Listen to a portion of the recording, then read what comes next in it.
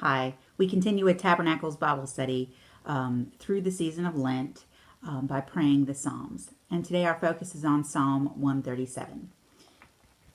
By the waters of Babylon we sat down and wept when we remembered Zion.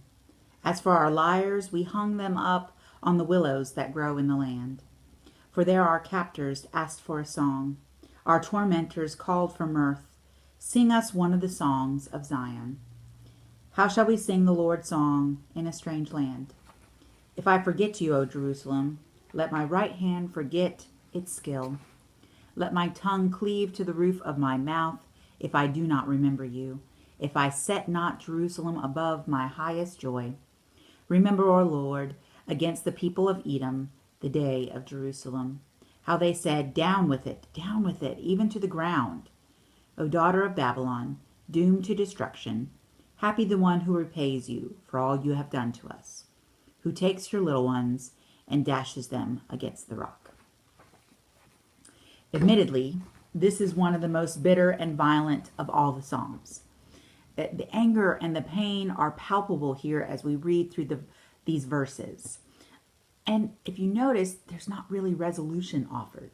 There's not something neat and tidy as we sing praises to God. Many have asked the question, should this psalm, or this psalm including those last three verses, be included in the canon? Should these be a part of holy and sacred scripture? Let's wrestle with that question a little bit. The psalm is definitely speaking to a community that has been forcibly displaced. They have been sent out of their home. If you recall, and we've talked a little bit about that during this season of Lent, in 587 BC, Babylon destroyed the temple in Jerusalem. A majority of the population there was taken into exile as captives. And they went all the way to the city of Babylon, which can be found on the banks of the Euphrates River, 900 miles away from Jerusalem. Now, this was written, some think it's a little bit past tense, so maybe this is after they've been rescued from their exile. This is probably not fresh, the first day of exile, but they're writing and remembering their time of exile and what that was like. So here we find Israel in a place that is not their home. They are not at home. They are in a place very far from home.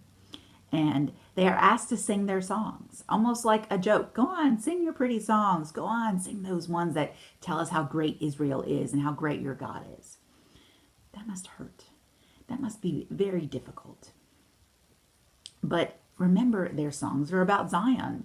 Their songs are about God. Their songs are about the temple, about worship, about Jerusalem. And they are not at home. They are captives in Babylon, in a place that is not meant to be their home, in a hostile place, in a difficult place, in a place that reminds them nothing of home. Now, let's focus on the last three verses. This is where the most contention comes in.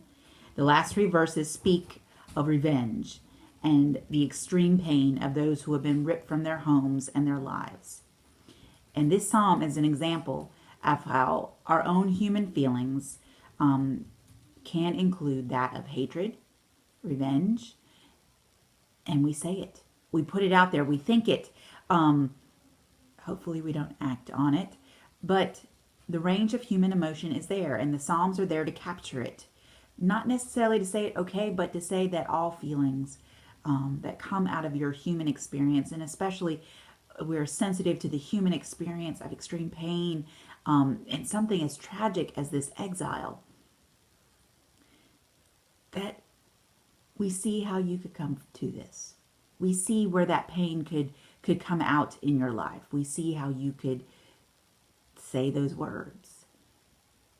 Not that they wanted to see their captors dash children's heads against the rocks, but when you've been shoved 900 miles from home and nothing around you looks anything like home, and you are as a captive, as a slave, nothing is yours. And here they are poking and jeering and saying, sing your songs. The thought of revenge would be there. But remember, in the season of Lent, with whatever we are feeling, and especially at Holy Week as we lead towards Good Friday, that God can take our anger and all of the feelings we have. And the question is, what do we do with it? And I think in today's world, we see where there is tragedy practically at every moment. Watching the news is not a fun endeavor, and we see places where there is hurt and pain. But Psalm 137 comes to us from a more violent place than most of us will ever know. For that, we can be grateful. But the violence that it speaks of is all too common in our world.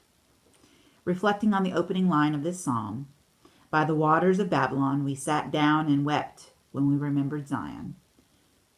What situations of our world does this bring to your mind today? Pray for all those involved. And sometimes it's eye-opening to know that there is tragedy all over the world that doesn't make it to the height of Twitter and social media and the news. There's pain and devastation everywhere.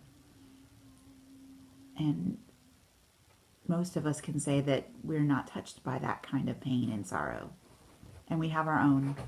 We have our own call to revenge. We have our own moments of feeling hatred. We are human, and we can lift it all to God. I lift this as part of your prayer life during Holy Week. See you tomorrow for Maundy Thursday.